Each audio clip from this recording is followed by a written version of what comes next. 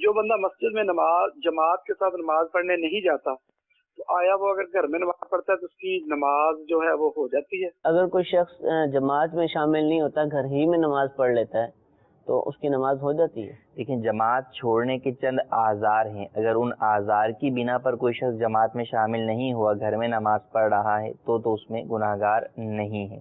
جماعت جو ہے وہ واجب ہے، تو اور بلا عذر کوئی جماعت جو ہے وہ ترک کرتا ہے تو وہ جو ہے وہ گناہگار ہے۔ حدیث مبارکہ میں لا صلاۃ لجار المسجد الا فی المسجد، کہ جو مسجد کا پڑوسی ہے اس کی نماز جو ہے وہ مسجد کے اندر ہی ہے، اس کے علاوہ نہیں ہے۔ تو وہاں پر مراد یہ ہے کہ اس کی نماز کامل نہیں۔